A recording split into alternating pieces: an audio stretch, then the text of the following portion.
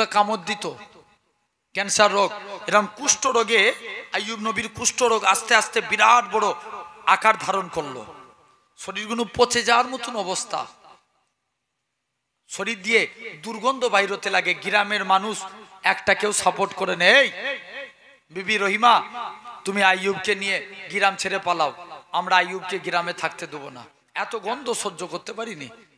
বিবি রহিমা আইয়ুব নবীকে সাথে করে নিয়ে জঙ্গলের দিকে চলে গেলেন।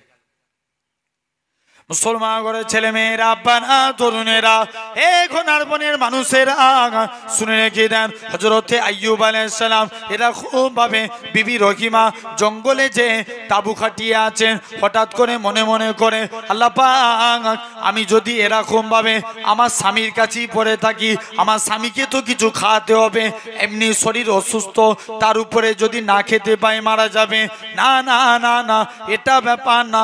হযরতে আম্মা জান রহিমা আলাইহিস সালাম তিনি কি করলেন, আস্তে আস্তে করে চলে গেলেন আম্মা জান রহিমা গ্রামের মানুষদের কাছে কাজ করতে লাগলেন, তারা খাবার দিতেন, আম্মা জান রহিমা সেই খাবার নিয়ে আইয়ুব নবীকে খাওয়াতেন। এরকম ভাবে অনেক দিন কেটে গেল, আইয়ুব নবীর কুষ্ঠ রোগ ভালো হলো না।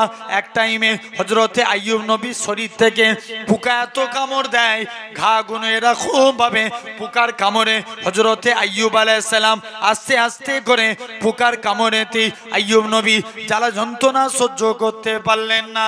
ও যুবকেরা, ও নবীর প্রেমিকেরা, হযরতে আইয়ুব আলাইহিস সালাম জ্বালা যন্ত্রণা সহ্য করতে পারলেন না। হযরতে আইয়ুব নবী একটা পোকা আস্তে আস্তে করে এরকম ভাবে ওই ঘা থেকে বার করে জমিনায় ফেলে দিলেন। হযরতে আইয়ুব নবীর কি মন গেল, আল্লাহ পাক জমিনায় পোকাটা পড়ে ছটফট করতে লাগে। হযরতে আইয়ুব নবী বলে আল্লাহ পাক এই পোকাটা আমি আইয়ুবের শরীরের রস খেয়ে বেঁচেছিল, আজকে কে আমি আজকে দিনে মাটিতে ফেলে দিয়েছি, না না না না এটা মানা যাবে না। আবার কি মন গেল, পোকাটা হাতে তুলে নিয়ে ওই গর্তের ঘায়ের মধ্যে দিয়ে দিলেন, পোকাটা শরীরে চলে গেল। ও যুবকেরা, এরকম ভাবে আইয়ুব নবী বলে আল্লাহ তুমি যাতে রাজি, আমি আইয়ুব তাতে রাজি। এরকম ভাবে আল্লাহ তুমি যদি আমাকে এখনো পরীক্ষা করতে চাও তাতেও আমি রাজি আছি। হযরতে আইয়ুব আলাইহিস সালাম আস্তে আস্তে করে এরকম ভাবে হযরতে আল্লাহ পাক তোমায় আমায় এরকম ভাবে আপনাকে আমাকেও পরীক্ষা করবে। এখন আর বনের যুবকেরা শুনে রেখে দাও, আল্লাহ কারুকাই দিয়ে সন্তান কেড়ে নিয়ে পরীক্ষা করবে, কারুকাই দিয়ে স্বামী কেড়ে নিয়ে পরীক্ষা করবে, কারুর স্ত্রী কেড়ে নিয়ে পরীক্ষা করবে। আবার আল্লাহ এরকম ভাবে কারুর কাছ থেকে আবার আল্লাহ পাক এরকম টাকা কেড়ে নিয়ে পরীক্ষা করবে, আবার আল্লাহ কাউকে ধন দিয়ে পরীক্ষা করবে। আমার আল্লাহ জানে জানে এরকম ভাবে ফেরাউনের সামনে আসিয়াকে পরীক্ষা করেছিলেন। আমার আল্লাহ জানে জানে আমার আসিয়া আমি আল্লাহ পাক আমাকে কতটা মহাব্বত করে ফেরাউনের কানে পৌঁছে দিল। এ দুনিয়া বাদশা ফেরাউন, আমার আসিয়া তোমাকে প্রভু বলে মানে না, আমার আসিয়া তোমাকে রব বলে মানে না। ফেরাউন আসিয়াকে ডাক দিল, এ দুনিয়া বাদশা, এ আসিয়া তুমি কি আমি ফেরাউনকে প্রভু বলে মানো না? আসিয়া তিনটে বাচ্চাকে সামনে রেখে উত্তর দিয়েছিল, এ দুনিয়া বাদশা ফেরাউন, আমি আসিয়া তোমাকে প্রভু বলে মানি না, আমি আসিয়া তোমাকে রব বলে মানি না, আমি আসিয়া তোমাকে আল্লাহ বলে মানি না, আমি তাকে আল্লাহ বলে মানি যিনি লিল্লাহি মা ফিস সামাওয়াতি ওয়া মা ফিল আরদ, জমিন আসমানের একমাত্র মালিক সেই আল্লাহ কি আল্লাহ বলি মানি। তাকবীর দেন দেখি না রে, একজন দেন, সবাই মিলে বলেন তো।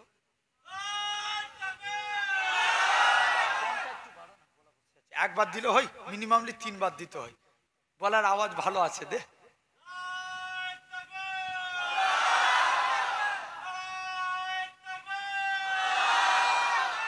আলহামদুলিল্লাহ।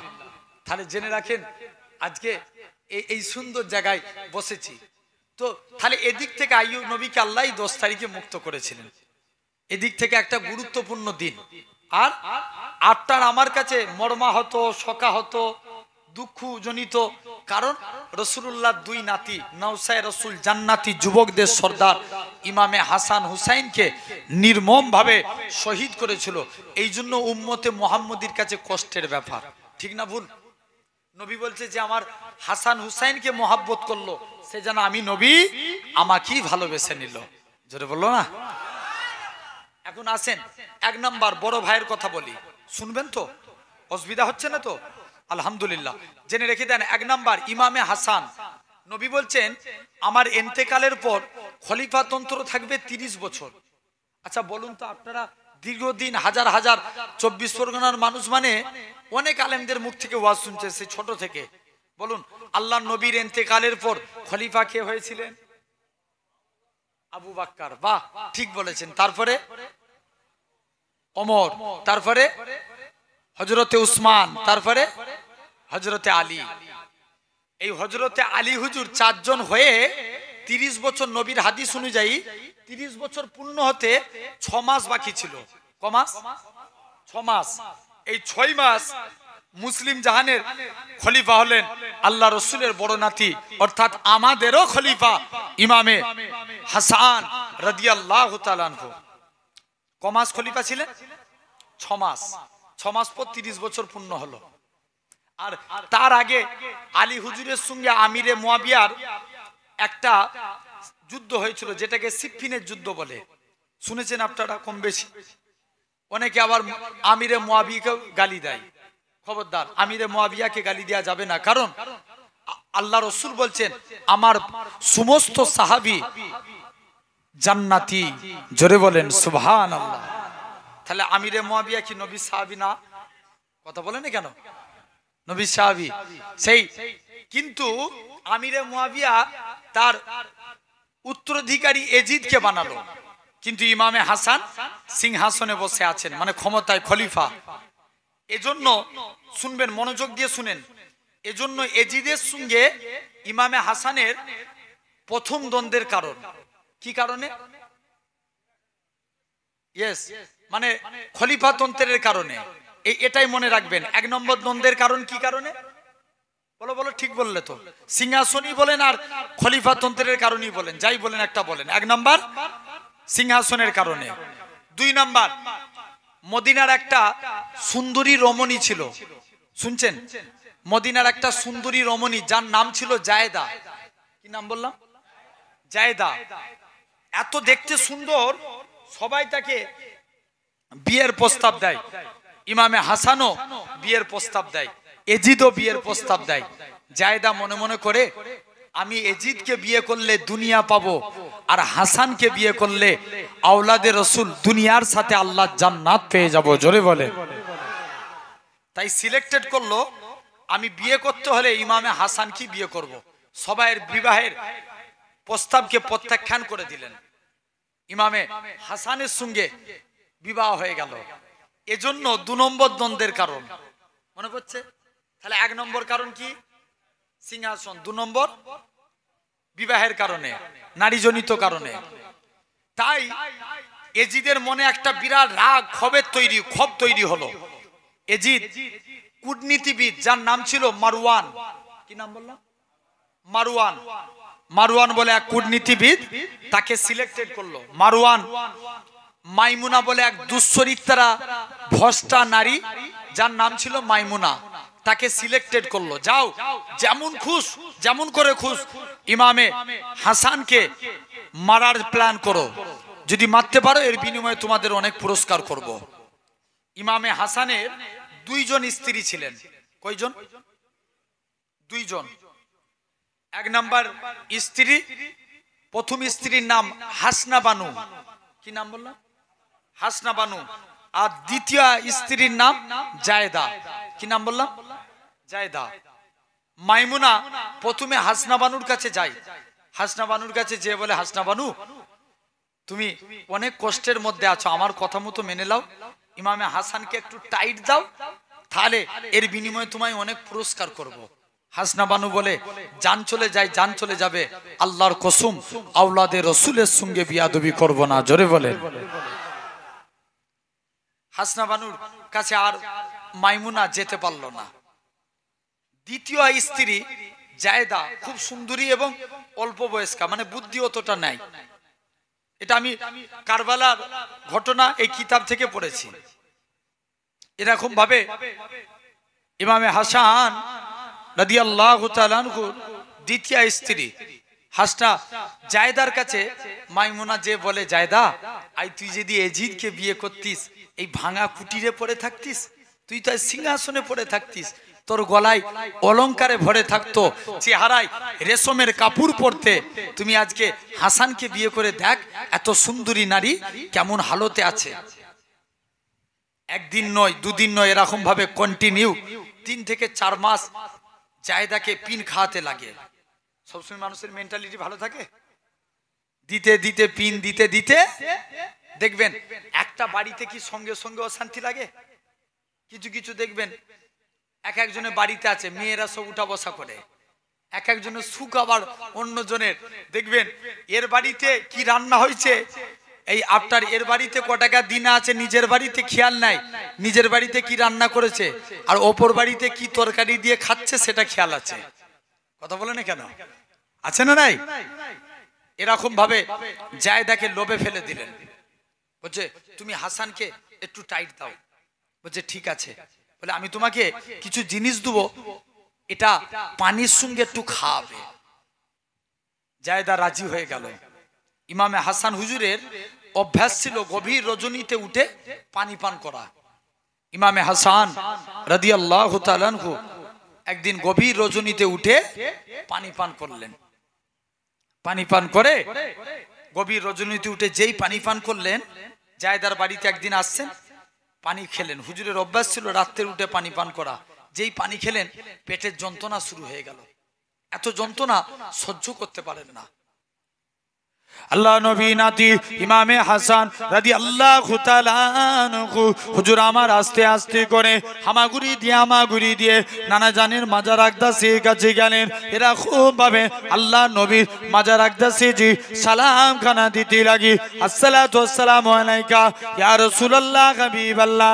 ও যুবকেরা, এরা খুব ভাবে সালাম খানা দিয়ে নানা জানের মাজার আকদাসি উপর হয়ে পড়ে আছে।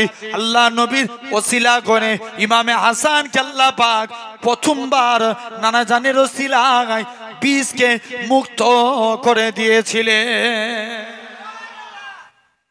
আল্লাহ নবীর ওসিলায় প্রথমবার হুজুরকে আল্লাহ শিফা দান করলেন।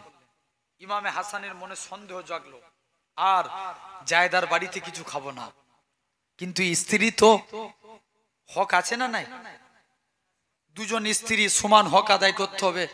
আবার একদিন রাত্রে জায়দার বাড়িতে গেছে। দ্বিতীয় দিন মাইমুনা আঙ্গুর ফলের সঙ্গে বিষ মিশালো। কিসের সাথে? আঙ্গুর ফলের সঙ্গে। কিছু আঙ্গুর ফলে বিষ মিশানো ছিল, আর কিছু আঙ্গুর ফলে বিষ মিশানো থাকে না। ইমামে হাসান রাদিয়াল্লাহু তাআলা আনহু জায়দার বাড়িতে আসছেন। জায়দা বলছে, স্বামী একটু আঙ্গুর খান। ইমামে হাসান বলে, না আগে তুমি খাও। জায়দা জানতো কোন আঙ্গুরগুলোই বিষ মিশানো নাই। দেখে দেখে সেই আঙ্গুরগুলো একটা একটা দুটো তিনি খেয়ে ফেললেন। ইমামে হাসান বলছে, এই তো জায়দা খেয়েছে, তাহলে উপায় নাই। ইমামে হাসানও ওই বিষ মিশ্রিত এবং বিনা বিষ মিশ্রিত দুটো আঙ্গুরই খেয়ে ফেললেন। যেই খেলেন আবার পেটের যন্ত্রণা শুরু হয়ে গেল। হুজুর সহ্য করতে পারলেন না, এত যন্ত্রণা শুরু হয়ে গেল। মুসলমান ঘরের ছেলে মেয়েরা, আব্বারা, তরুণেরা, হে নবী প্রেমিকেরা, ইমামে হাসান আবার কষ্ট হয়। হুজুর আর পেটের জ্বালা যন্ত্রণা সহ্য করতে পারে না। কানতে কানতে নানা জানের মাজার আকদাসের কাছে চলে গেলেন। নানা জানের ওসিলা দিয়ে আল্লাহর কাছে দোয়া চায়। আমার আল্লাহ পাক ইমামে হাসানকে দ্বিতীয়বার শিফা দান করেছিলেন। দ্বিতীয়বারও আল্লাহ সুস্থতা দান করে দিলেন। ইমামে হাসান রাদিয়াল্লাহু তাআলা আনহু তৃতীয়বার, আর জায়দাও হাল ছেড়ে দিল, সবাই মাইমুনাও হাল ছেড়ে দিল। কিন্তু কূটনীতিবিদ মারওয়ান মাইমুনাকে আবার লোভ দেখায়, মাইমুনা জায়দাকে আবার লোভ দেখায়। এটাই শেষবার। 2 বছর কেটে গেল এরকম ভাবে। ইমামে হাসান 2 বছর পর বাইরে চলে এসেছিলেন। বাইরে থেকে আবার একদিন জায়দার বাড়িতে গেছেন। তিনি আর জায়দার হাতে কিছু খেতেন না। বড় স্ত্রীকে বলে এলো, হাসনা বানু জায়দার বাড়িতে ঘুমাতে যাচ্ছি, যখন জায়দা শুয়ে পড়বে এক গ্লাস টেবিলে পানি রেখে দিয়ে আসবে। হাসনা বানু তাই করেছে, স্বামীর হুকুম মেনেছে, ভেবেছে জায়দা ঘুমিয়ে পড়েছে, টেবিলে এক গ্লাস পানি রেখে দিয়ে এসছে। জায়দার টাকার লোভে পড়ে, সম্পত্তির লোভে ঘুম হচ্ছিল না, ওই গ্লাসের মধ্যে জহরাকৃত বিষ মিশিয়ে দিল। ইমামে হাসান গভীর রজনীতে উঠলেন, স্বপ্ন দেখলেন, ঘুম ভেঙে গেল, উঠে পড়লেন, পানিটা পান করলেন, আবার যন্ত্রণা শুরু হয়ে গেল। প্রথম দুবার যে যন্ত্রণা হয়েছিল তার থেকে অনেক গুণ বেশি যন্ত্রণা শুরু হয়ে গেল। ইমামে হাসান আর সহ্য করতে পারলেন না, বড় স্ত্রী হাসনা বানুকে ডেকে পাঠালেন। পুত্র কাসেম ছুটে ছুটে চলে আসলেন আব্বার অবস্থা দেখে। এরকম ভাবে পুত্র কাসেম ছুটে আসলেন, এরকম ভাবে ছোট ভাই ইমামে হুসাইন ছুটে আসে। ইমামে হাসান জমিনায় পড়ে ছটফট করতে লাগে। ইমামে হুসাইন বলে, ভাই আপনি তো কারুর ক্ষতি করেন না। কিতাবে সে ইমামে হাসান এত ভালো মানুষ ছিলেন, আমি হুজুরের লাইফ হিস্ট্রি পড়েছিলাম, জীবনে কোনো মানুষের ক্ষতি করেননি তিনি। বলেন না আল্লাহু আকবার। সেই ইমামে হাসান বলছেন, ভাই আপনি তো কারুর ক্ষতি করেন না, কে আপনার সঙ্গে এই ব্যবহার করেছে? আপনি একবার আমি হুসাইনকে তার নামটা বলুন, আমি হুসাইন উলঙ্গ তলবাদ দিয়ে তার গর্দানকে নামিয়ে দেব। ইমামে হাসান বলে, ভাই হুসাইন আমি তাকে মাফ করে দিয়েছি, তুমিও তাকে মাফ করে দাও। ইমামে হুসাইন হাসানের আস্তে আস্তে চেহারাখানা সবুজ বর্ণ ধারণ করছে। মুসলমান ঘরের ছেলে মেয়েরা, আব্বারা, তরুণেরা, এ নবী প্রেমিকেরা, ইমামে হাসান রাদিয়াল্লাহু তাআলা আনহু হুজুর আমার কি করলেন? আস্তে আস্তে করে চেহারা সবুজ বর্ণ ধারণ করে ইমামে হুসাইন পরীক্ষা করার জন্য ওই পানির গ্লাসে একটুখানি পানি ঢেলেছেন পান করবে বলে। কেমন বিষ মিশানো আছে দেখবে। ইমামে হাসান কষ্ট করে উঠে ইমামে হুসাইনের হাত থেকে পানির গ্লাসটা নিয়ে দূরে ছুঁড়ে ফেলে দিলেন। পানিটা মাটিতে যেই জায়গায় পড়লো, কিতাবে সে ওই জায়গার মাটিটা ফুসকা দিয়ে উঠেছিল। ইমামে হাসান বলে, ভাই হুসাইন আর আমার দুনিয়ায় বেশিক্ষণের সময় নাই, কেননা আমি গত রাত্রে নানা জান দিন দুনিয়া বাদশাহ হাবিবুল্লাহ জনাবে মুহাম্মদুর রাসূলুল্লাহ সাল্লাল্লাহু আলাইহি সাল্লাম কি স্বপ্ন দেখলাম, আব্বা জান শেরে আলীকে স্বপ্ন দেখলাম, আম্মা জান ফাতেমা কি স্বপ্ন দেখলাম। তারা জানো আমি হাসানের জন্য আল্লাহ জান্নাতের দরজায় দাঁড়িয়ে আছি। ভাই হুসাইন আমার চেহারা সবুজ বর্ণ ধারণ করে নিয়েছি। তুমি কি জানো, নানা জান যখন মিরাজ শরীফে গিয়েছিল, নানা জান আল্লাহ পাকের জান্নাত জাহান্নাম খানা ঘুরে ঘুরে তাকিয়েছিল। নানা জান আল্লাহ পাকের জান্নাতের মধ্যে দুইটা ঘর দেখেছিল, একটা হলো সবুজ বর্ণ আর একটা হলো লাল বর্ণ। ও যুবকেরা, আল্লাহ নবী হযরত জিবরাইল আমিনকে বলে, হে হযরত জিবরাইল এই জান্নাতের মধ্যে সবুজ বর্ণের ঘরটাকার? হযরত জিবরাইল আমিন বলে, ইয়া রাসূলুল্লাহ হাবিবাল্লাহ, ইয়া রাসূলুল্লাহ হাবিবাল্লাহ এই সবুজ বর্ণের ঘরটা হলো আপনার বড় নাতি নওসায় রাসূল ইমামে হাসানের জন্য। কেননা আপনার বড় নাতিকে আপনার উম্মতদের মধ্যে একদল মুনাফিক উম্মাতিরা নির্মমভাবে শহীদ করে দিবে। কারবালা এরকম ভাবে বিষ পান করিয়ে শহীদ করাবে।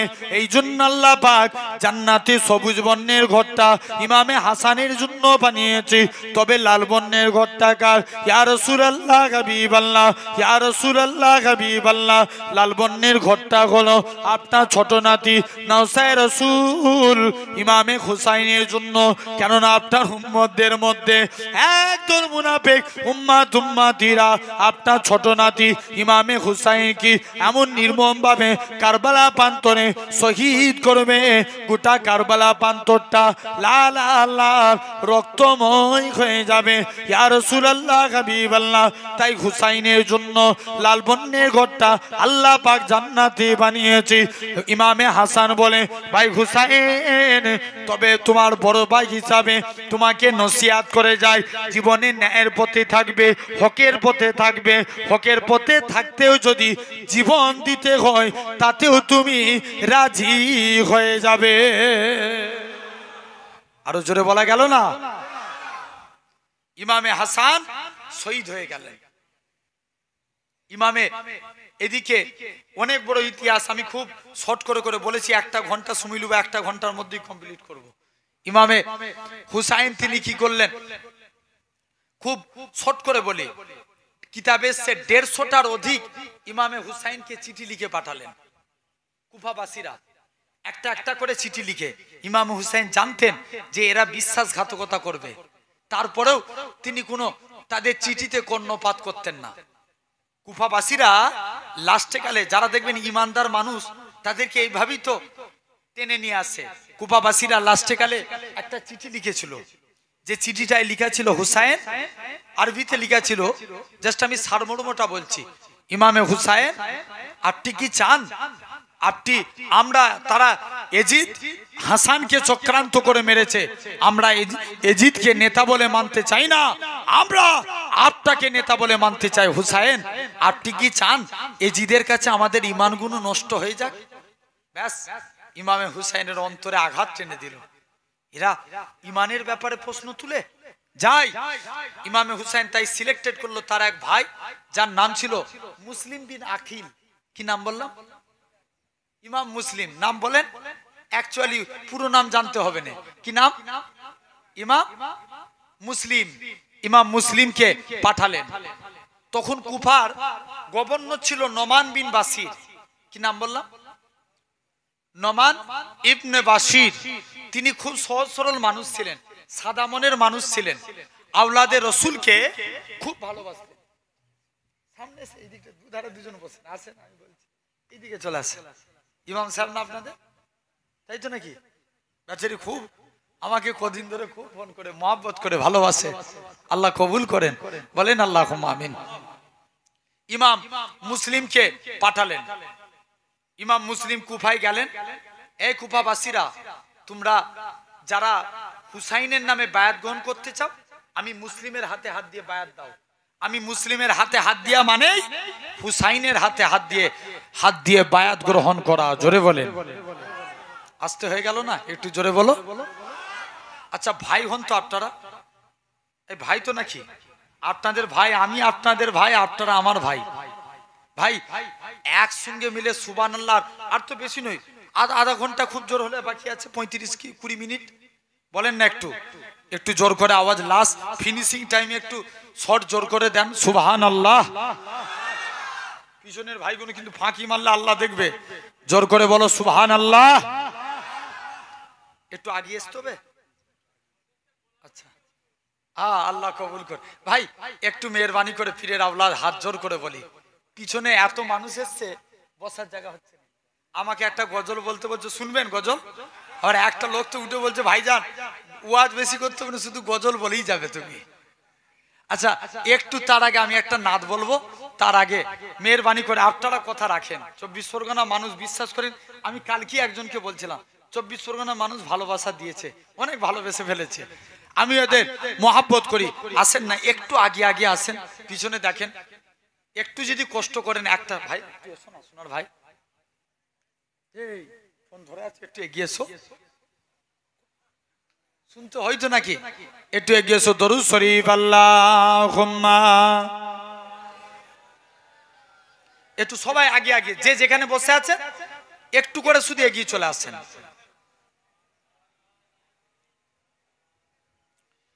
তোমরা না এগোলে পিছনে পিছনে ভাইগুলো একটু এগিয়ে গিয়ে এসো। আল্লাহ না, এক কোমর করে এগিয়ে এসো না, একটু হাতটা উঠে এক কোমর একটু এগিয়ে চলে এসো, একটু এগিয়ে চলে এসো না ভাই। আলহামদুলিল্লাহ, একটু আগে আগে চলে আসে। মোহাব্বতে দরুদ আল্লাহুম্মা।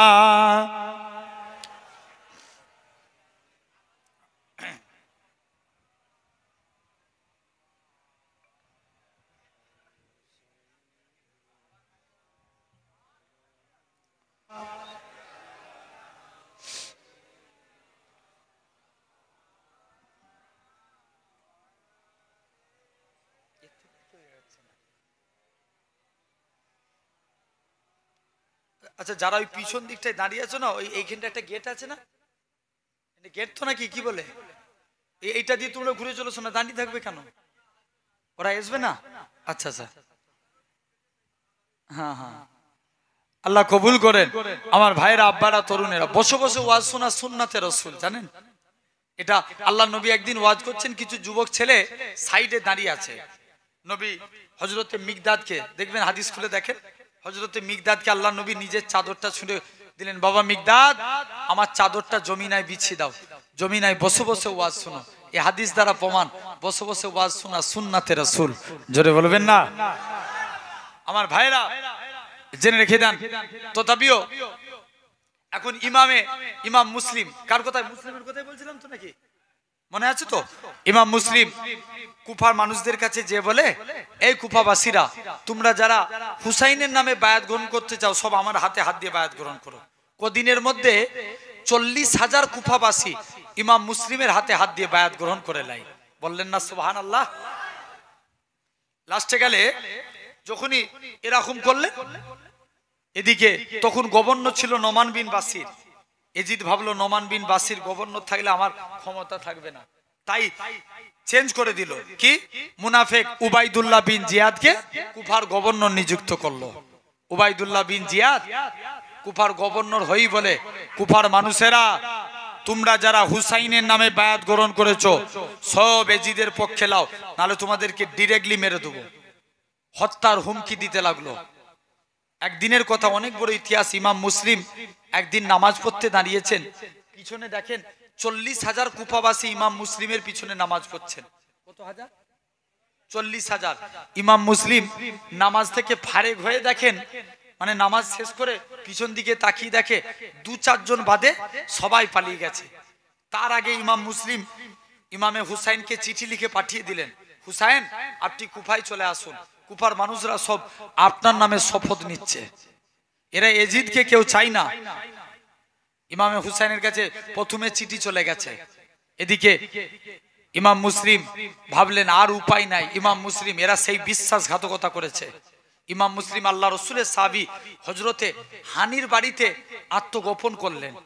কদিন নুকিয়ে আছেন, ওখান থেকে তুষা নামনি এক মহিলা, তুষা বলে এক মহিলা, তার বাড়িতে এসে আত্মগোপন করে দিলেন।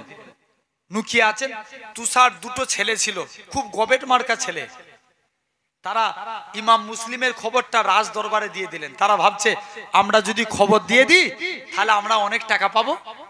ইমাম মুসলিমের খবর রাজ দরবারে দিয়ে দিলেন। ভর না হতে হতে চতুর্দিক দিয়ে তুষার বাড়িটা সৈন্য সামন্তে ঘিরে ফেললো। ইমাম মুসলিম দেখছে আর উপায় নাই, কি আছে দেখা যাক।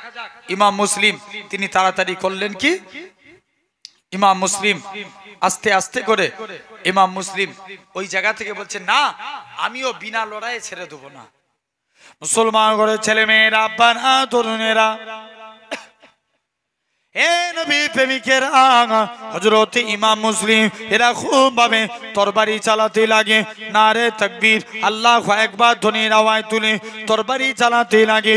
তরবারি চালাতে চালাতে কেউ ইমাম মুসলিমের কাছে আসতে পারে না। অবশেষে ইমাম মুসলিম মনে মনে করে, আল্লাহ পাক, আমি তো আজকে দিনে হুসাইনকে চিঠি লিখে পাঠিয়ে দিয়েছি, এরা যদি হুসাইন আজকে এই জায়গায় চলে আসে, ঈমান নষ্ট হয়ে যাবে, ইসলাম শেষ হয়ে যাবে, উপায়খানা কি আছে? ও যুবকেরা, ইমাম মুসলিম বলে, এ কুফাবাসীরা, তোমরা আমাকে মেরে দিবে, মেরে দাও, এতে কোনো যায় আসে না। তোমরা ইমামে হুসাইনকে এই জায়গায় আসতে দিবে না, চিঠি একটা পৌঁছে দিবে। তারা শর্তে রাজি হলো। ইমাম মুসলিম ধরা দিলেন, রাজ দরবারে নিয়ে চলে গেল। ইমাম মুসলিমের উপর অকথ্যভাবে নির্যাতন চালু করলো। ইমাম মুসলিম নামাজে দাঁড়িয়ে আছেন, একখানা মুনাফিক এসে ইমাম মুসলিমের গর্দানে মানে। ইমাম মুসলিম নামাজ পড়া অবস্থায় আল্লাহর শাহাদাত বরণ করে না। ইমাম মুসলিম শহীদ হয়ে গেলেন। ইমাম মুসলিমের সাথে এসেছিলেন ইমাম মুসলিমের 2 সন্তান, যার নাম ছিল মুহাম্মদ আর ইব্রাহিম। 2 সন্তান, তাদেরকে আল্লাহ রসুলের সাহাবী হানি মদিনার একটা কাফেলা ধরিয়ে দিলেন। মক্কার মদিনার কাফেলা ধরিয়ে তারা সেই জায়গায় বাড়ির দিকে যাচ্ছে, কিন্তু বাচ্চা ছেলে তো, ইয়ং ছেলে, বাচ্চা ছেলে কতটা আর যাবে। তারা রাস্তা ভুল করেছে, দু ভাই একটা জঙ্গলের মধ্যে গলা জড়িয়ে ধরে কাঁদছে। মুসলমান ঘরের ছেলে মেয়েরা, আব্বারা, তরুণেরা এরকম ভাবে মুনাফিক উবাইদুল্লাহ বিন জিয়াদ রাজ দরবার থেকে ঘোষণা দিয়ে দিল, ইমাম মুসলিমের দুই ছেলে মোহাম্মদ আর ইব্রাহিমকে যে ধরে নিয়ে আসতে পারবে 3000 স্বর্ণ মুদ্রা পুরস্কার করা হবে। ইমাম মুসলিমের একটা মহিলা ওই পুকুরে পানি আনতে যে দেখে জঙ্গলের মধ্যে বনের মধ্যে দুইটা ছেলে ফুপিয়ে ফুপিয়ে কাঁদে।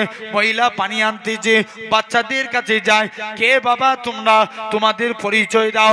বাচ্চাগুলো কাঁদে, মারে আমরা অন্য কেউ নয়, আমরা হলাম আওলাদে রসুল, ইমাম মুসলিমের দুই ছেলে। আমরা আজকে দিনে আমরা আমাদের বাড়ি যাচ্ছিলাম, রাস্তা ভুল করে আমরা দু ভাই এই জায়গায় আজকে বিপদে পড়েছি। মা আজকে আমরা আমাদের মায়ের কাছে যেতে চাই, কোন দিক দিয়ে যাব আমরা যেতে পারি না। ও যুবকেরা, ওই মহিলার এরকম ভাবে আওলাদে রসুলের কথা শুনে মহিলার অন্তরে মায়া আসলো। মহিলা নিজের বাড়িতে বাচ্চাগুলোকে নিয়ে আসলো।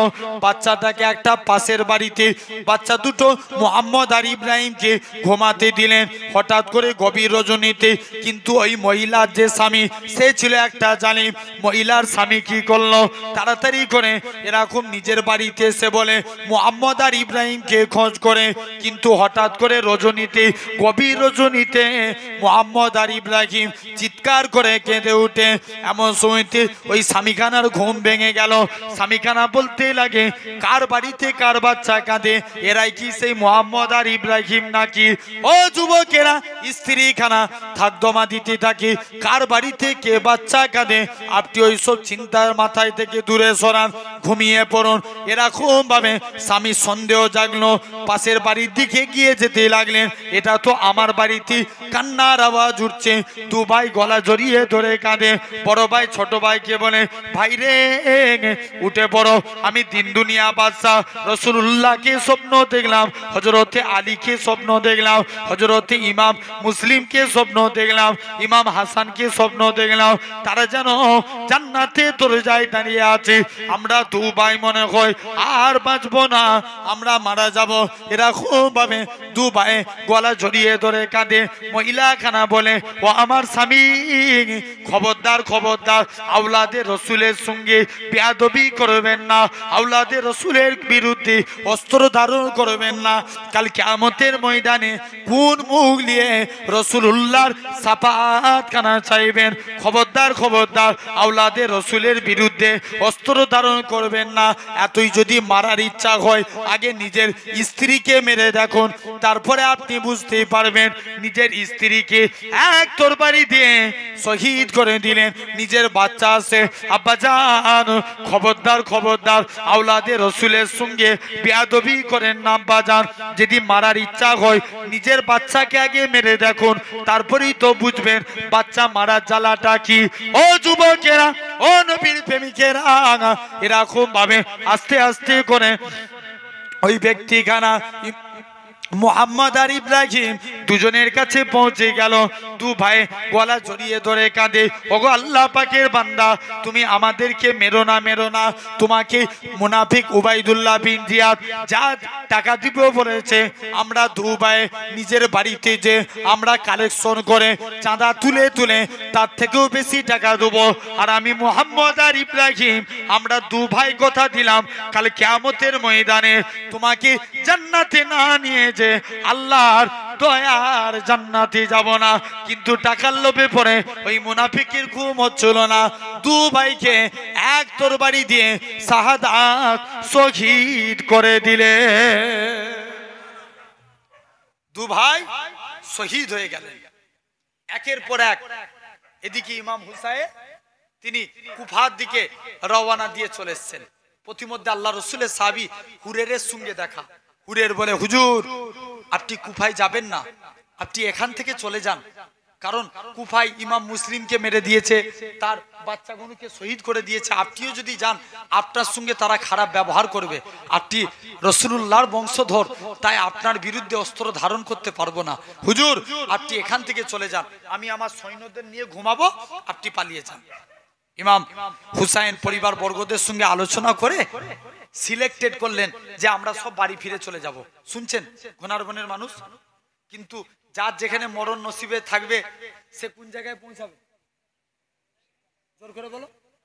সেই জায়গাতেই পৌঁছাবে।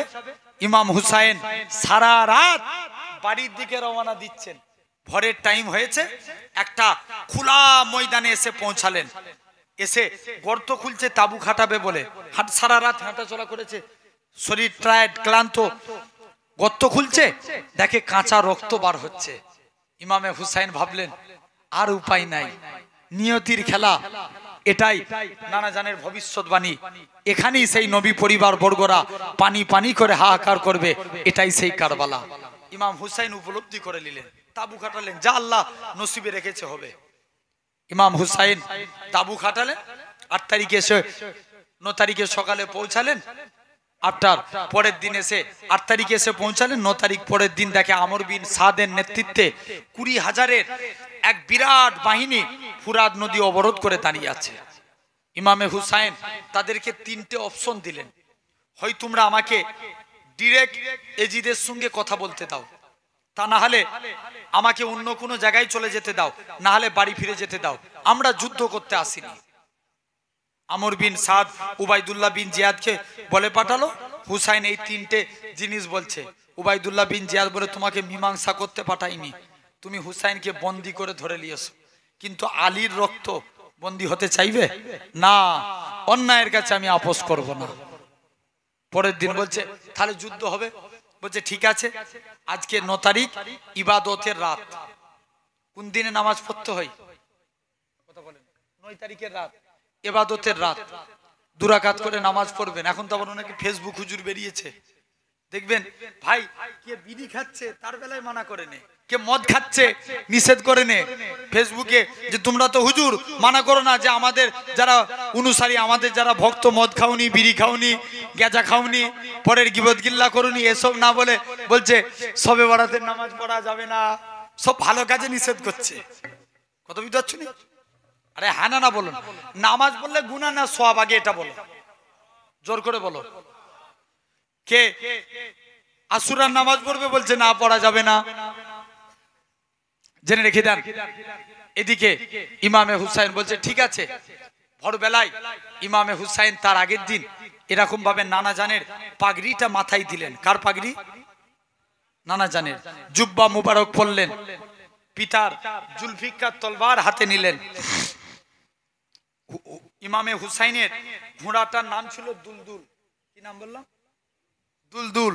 দুলদুলের পিঠে সওয়ার হয়ে ওই যে আমর বিন সাদ 20,000-এর বাহিনী নিয়ে দাঁড়িয়ে আছে অবরোধ করে, তাদের উদ্দেশ্য করে ভাষণ দিচ্ছে। এই কুফাবাসীরা, এই আমর বিন সাদের নেতৃত্বের মানুষেরা, এই উবাইদুল্লাহ বিন জিয়াদের সৈন্যরা, তোমরা কি জানো আমি কোন হুসাইনের বিরুদ্ধে তোমরা অস্ত্র ধারণ করতে যাচ্ছ? আমি সেই হুসাইন, যেই হুসাইনকে আমার নানাজান ইমামে হাসান আর হুসাইনকে ছেলেবেলায় 2টো গালে এমন কোন শরীরের জায়গা নাই যে কোনো জায়গায় চুমু খেতে বাদ রাখে না। জোরে বলবে না? সেই হুসাইনের বিরুদ্ধে অস্ত্র ধারণ করছো, তোদের এতটুকু বুক কাঁপছে না? এই কুফাবাসী, তোমরা কি জানো আমি কোন হুসাইন?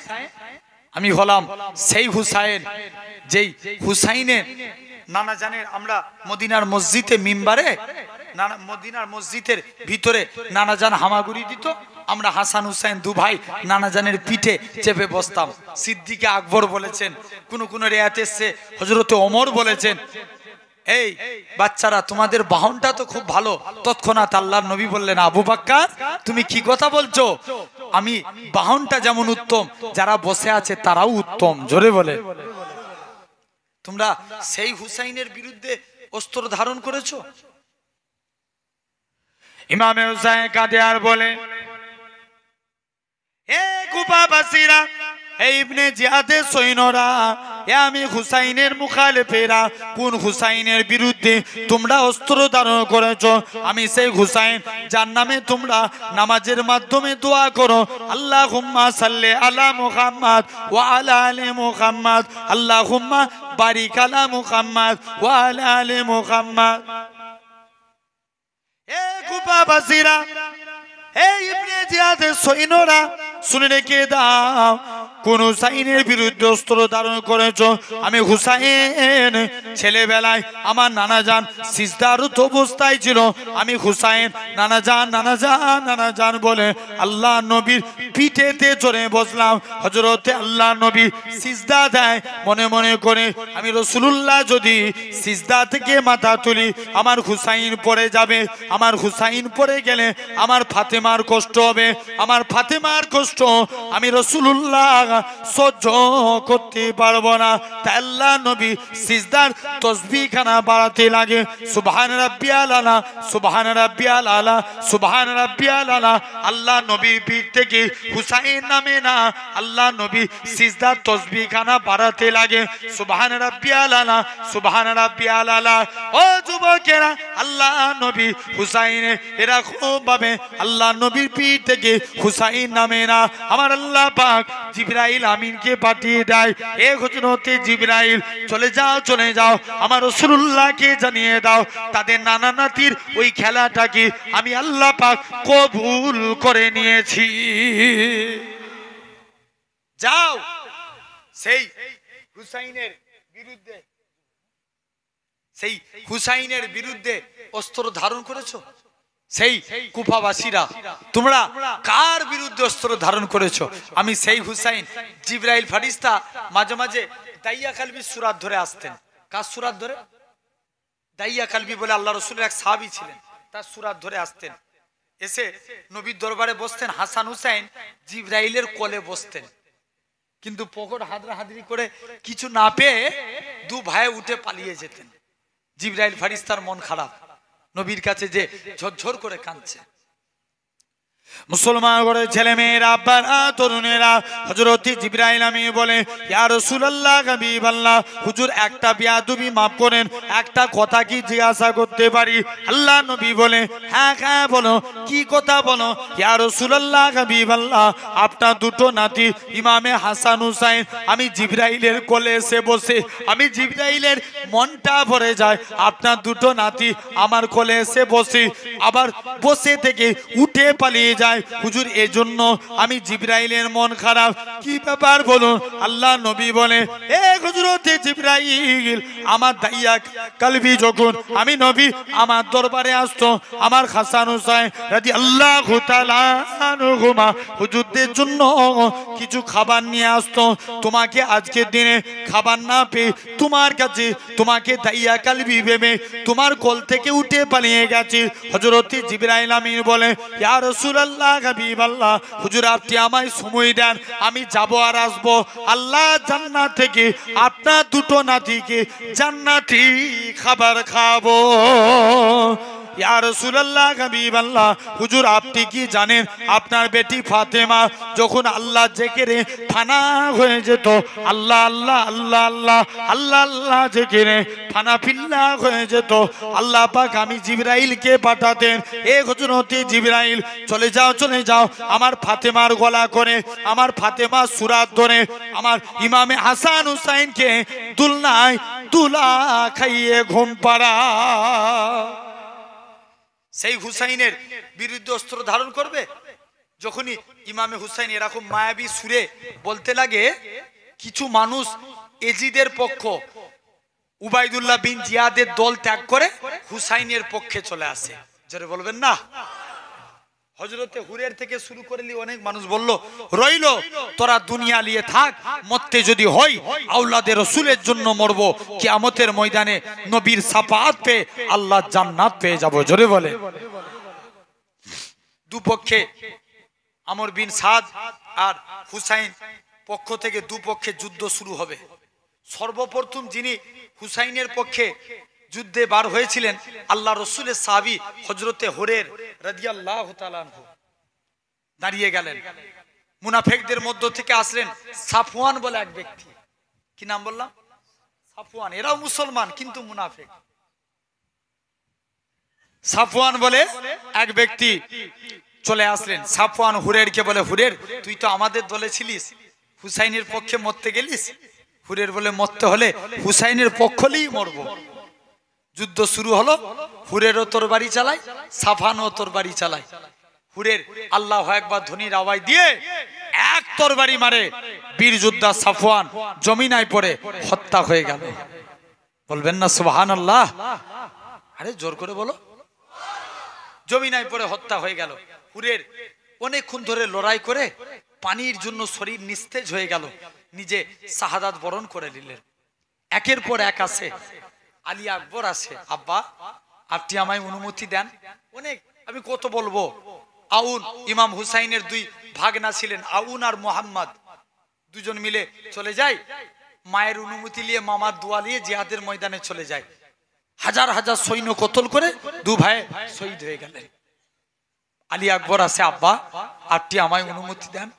ইমামে হুসাইনের চোখ ছলছল পানি। বাবা, বাপ বেঁচে থাকতে তুমি সন্তান আই জিহাদের ময়দানে যেতে, আমাকে এটা দেখতে হবে? ইমামে হুসাইন আলী আকবর বলে, আব্বা অনুমতি দেন, আমি বেঁচে থাকতে আপনাকে যুদ্ধের ময়দানে যেতে দেব না। আলী আকবর জিহাদের ময়দানে চলে গেলেন। ইমামে হুসাইন একজন, ইমামে হুসাইনেরা কৃতদাস ছিল যার নাম ছিল ফিরোজ। কি নাম বললাম? ফিরোজকে আলী আকবরের পিছনে পাঠালে। আলী আকবর বীর বিক্রমে, আরে ছেড়ে আলীর রক্ত গায়ে আছে না, বীর বিক্রমে লড়াইখানা শুরু করে দিলেন। মুসলমান করে ছেলে মেয়েরা, তরুণেরা হযরতে আলী আকবর বীর বিক্রমে লড়াই শুরু করে দেয়। এই মুনাফিকরা কেউ আলী আকবরের কাছে ঘেঁষতে পারে না। এমন সময়তে লক্ষ্য করে কৌশলে কেমন করে মারা যায় আলী আকবরকে লক্ষ্য করে দূর থেকে তীরের বর্ষা মারতে লাগে। এমন সময়তে ফিরোজ মনে মনে করে, এটাই আমার জান্নাতে যাওয়ার সুযোগ। আমি ফিরোজ আজকে আওলাদে রসুলের জন্য যদি না মরতে পারি তাহলে আমার এমনি মরে কি লাভ আছে। যখনই আলী আকবরকে তীর ছুঁড়ে মারে, ফিরোজ তীরখানা নিজের শরীরে গেঁথে নেয়, আবার তীর ছুঁড়ে মারে নিজের শরীরে গেঁথে নেয়। এরা খুব ভাবে তীর গেঁথে গেঁথে ফিরোজ শাহাদাত শহীদ হয়ে গেলেন। আলী আকবর কতক্ষণ লড়াই করবে, পানির পিপাসায় হাহাকার করে মায়ের কাছে আসে, ও জনম দুঃখী মা, মা গো তোমার কাছে যদি পানি থাকে মা একটুখানি পানি পান করাও। আমি আলী আকবর একাই এই মক্কার দিনে এই কারবালা প্রান্তরে একা এদেরকে সব হত্যা করে ফেলবো। পানি নাই, লড়াই করতে করতে শরীরের পিপাসায় নিস্তেজ হয়ে গেলেন। একজন মুনাফিক এসে আলী আকবরকে শহীদ করে দিলেন। আলী আকবর শহীদ হয়ে গেলেন। বাচ্চারা অনেকক্ষণ তো পানি পানি করে হাহাকার করে, বাচ্চারা পানির জন্য হাহাকার করে পানি পানি করে চিৎকার দিয়ে উঠে ইমামে হুসাইনের একজন পতাকাধারী ছিলেন, যেনার নাম ছিল আব্বাস ইবনে আলী, মানে ইমামে হুসাইনের সৎ ভাই ছিলেন। কি ছিলেন? সৎ ভাই, সতার ভাই আব্বাস ইবনে আলী। তিনি বলছে, ভাই হুসাইন, বাচ্চারা আমাদের ছেলেরা পুলেরা আত্মীয় স্বজনেরা পানি পানি করে হাহাকার করবে আর আমি আব্বাস পতাকা ধরে থাকবো না, আমি ফুরাত নদীর ধারে চলে যাব। মুসলমান করে ছেলে মেয়েরা, আব্বারা তরুণেরা হযরতে আব্বাস ইবনে আলী এরা খুব ভাবে তিনি কি করলেন, এক হাতে বাম হাতে পানির মশক ধরলেন, ডান হাতে তরবারি চালায়, তরবারি চালাতে চালাতে সৈন্যগুলোকে সাইড করে দিয়ে ফুরাত নদীর কিনারায় পৌঁছে গেলেন। ফুরাত নদীতে নেমে পড়েছেন। এত পিপাসায় কলজে, 3 দিন ধরে পানি খাই না, পিপাসায় কলজে ফেটে যায়। এতটুকু পানি মশকটা রেখে হাতে তুলেছে পান করবে বলে মনে পড়ে যায় আমাদের আলী আকবর আমার ভাতিজা, সে পানি পানি করে শাহাদাত বরণ করে, আউন মোহাম্মদ সবাই শাহাদাত করে শহীদ হয়ে যায়। আমি আব্বাস কেমন করে পানি পান করি? না না না না, হযরতে আব্বাস ইবনে আলী এরা খুব ভাবে পানি না পান করে মশকে পানি বললেন, বাম হাতে মশক নেয়, ডান হাতে তরবারি চালায়। ও যুবকেরা, ও ও মুরব্বী বাপেরা, ইমান খানা এরকম তৈরি করো। হযরতে আব্বাস ইবনে আলী এক হাতে তরবারি চালায়, এক হাতে বাচ্চাদের জন্য পানি নিয়ে তাঁবুর দিকে এগিয়ে যায়। একজন মুনাফিক পিছন দিক দিয়ে এসে হযরতে আব্বাস ইবনে আলীর ডান হাতে চম মারে, ডান হাতটা কেটে দুটুকরো হয়ে জমিনায় পড়ে যায়। তরবারি সহ ডান হাতটা জমিনায় পড়ে যায়। হযরতে আব্বাস ইবনে আলী ঝরঝর করে কাঁদে, আল্লাহ পাক আমার একটা হাত কাটা হয়ে গেছে, আল্লাহ আমি তো এখনো বেঁচে আছি, আমার আরেকটা হাত বেঁচে আছে, আমি নবী পরিবার বর্গদের জন্য পানি নিয়ে যাব। হযরতে আব্বাস ইবনে আলী তরবারি না ধরে বাম হাতে করে এক হাত দিয়ে ঝরঝর করে রক্ত বেরোয়, টপ টপ করে রক্ত বেরোয়। বাম হাতে পানির মশকটা নিয়ে ছুটে ছুটে তাঁবুর দিকে এগিয়ে যায়। ও যুবকেরা, আরেকটা কাপের এসে হযরতে আব্বাস ইবনে আলীর বাম হাতে চোম মারে, দুটো হাত কাটা হয়ে যায়, জমিনায় পড়ে যায়। হযরতে আব্বাস ইবনে আলী তখনও বেঁচে আছে, মনে মনে করে আল্লাহ আমি আব্বাস ইবনে আলী, আমার দুটো হাত কাটা হয়ে গেছে, নবী পরিবার বর্গদের জন্য কি এতটা পানি নিয়ে চলে এসেছি, আর একটুখানি কি যেতে পারবো না। নিজের দাঁতে করে পানির মশকটা টিপে হযরতে আব্বাস ইবনে আলী তাঁবুর দিকে এগিয়ে যায়। আর একটা কাপের এসে হযরতে আব্বাস ইবনে আলীর গর্দানে চম মারে, গর্দানটা কেটে জমিনায় পড়ে যায়। হযরতে আব্বাস ইবনে আলী শাহাদাত বরণ করে না। তাকবীর দাও দেখিনি তুমি একটু।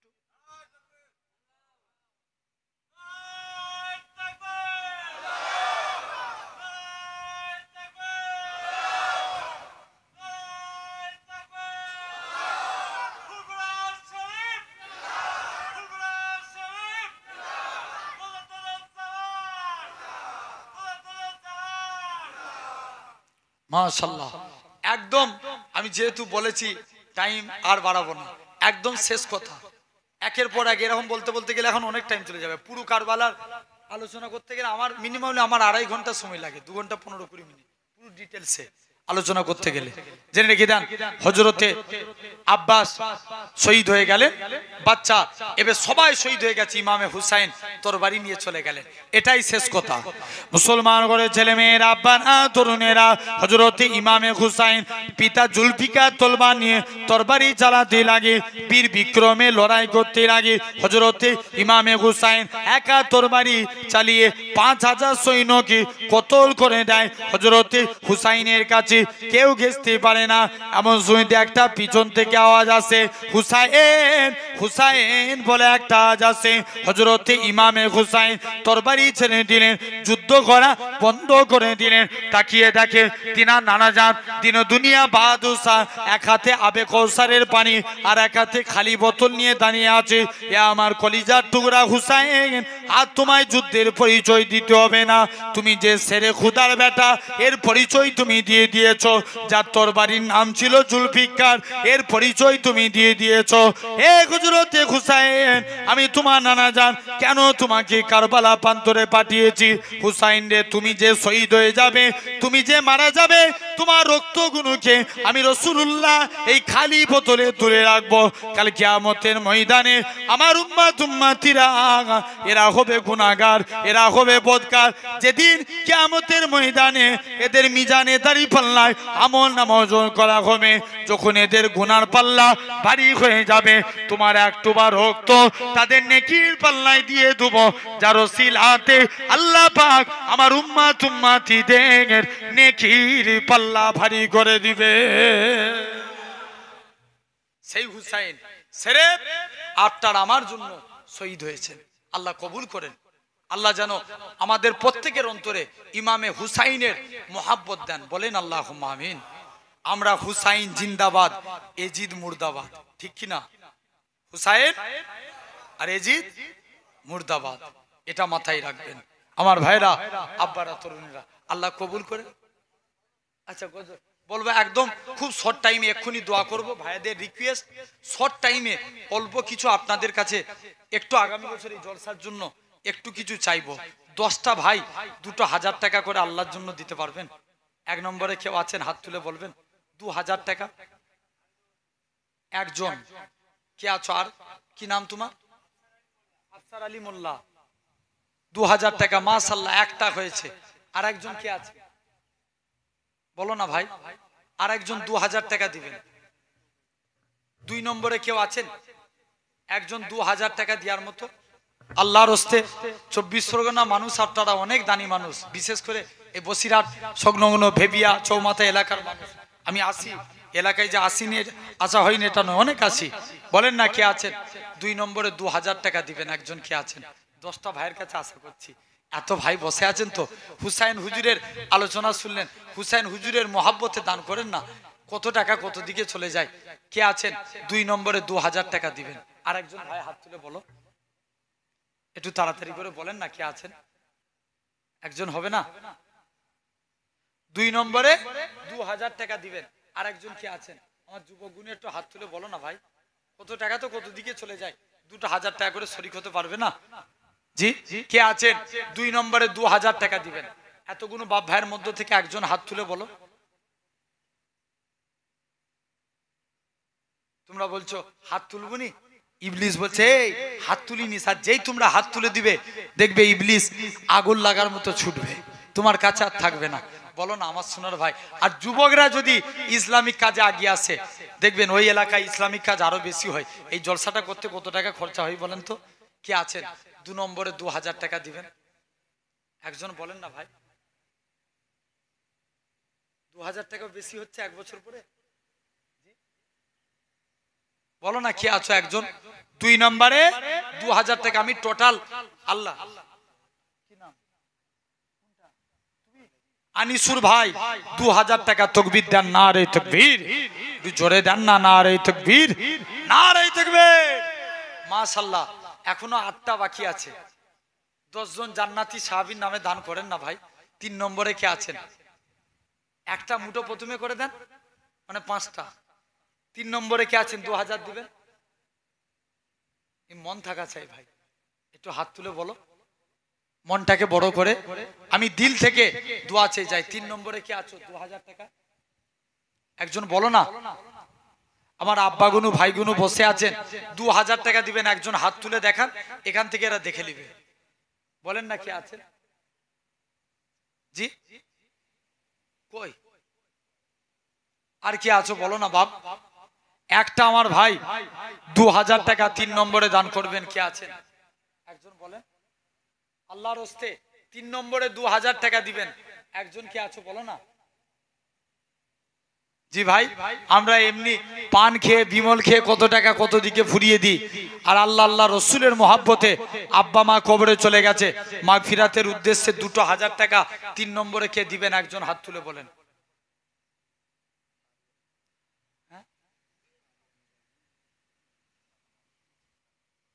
আরিয়ান গাজী দাদা মারা গিয়েছে, আল্লাহ তার দাদাকে জান্নাতুল ফেরদাউস নসিব করো, তার নামে 2000 টাকা। আল্লাহ এতগুলো আমার ভাইরা বসে আছে গো খুদা, তোমার কাছে চাইছে এদের মনকে নরম করিয়ে দাও না আল্লাহ।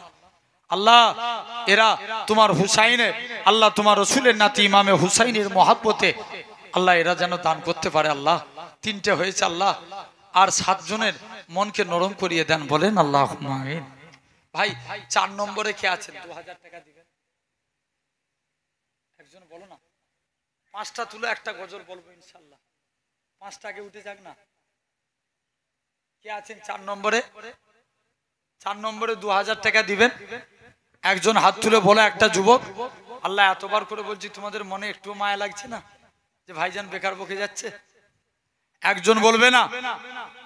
কে আছো একজন হাত তুলে বলো না যুবক, 2000 টাকা দেওয়ার মতো আল্লাহর হস্তে কে আছেন? আবু বাক্কার গাজী 2000 টাকা তাকবীর দেন, নারে তাকবীর, নারে তাকবীর। মাশাআল্লাহ 4টে হয়েছে। আর একটা হাত তুলেন, আর একটা বলেন না। আল্লাহ আমার কি নসিব হবে না একজনের হাত দেখা? আল্লাহু আকবার। একজন তুমি একজন শুরুয়াতটা করে দাও, দেখবে তোমার দেখা দেখি যারা যারা হাত তুলবে না তুমি সওয়াবের হকদার হবে। বলো না কে আছো একজন 2000 টাকা হাত তুলবে? কত আমার যুবক সোনার ভাইগুলো বসে আছো, আল্লাহর হস্তে একজন 2000 টাকা হাত তুলে বলেন না কে আছো?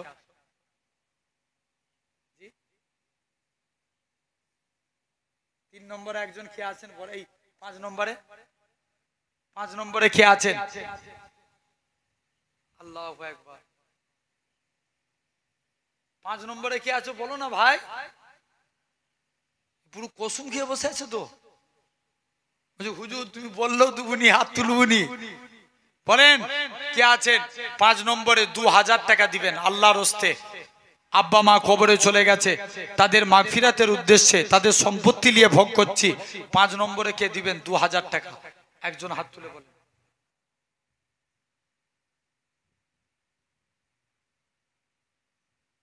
আল্লাহু আকবার। কে আছেন 5 নম্বরে 2000 টাকা দিবেন আল্লাহর হস্তে? একজন বলেন।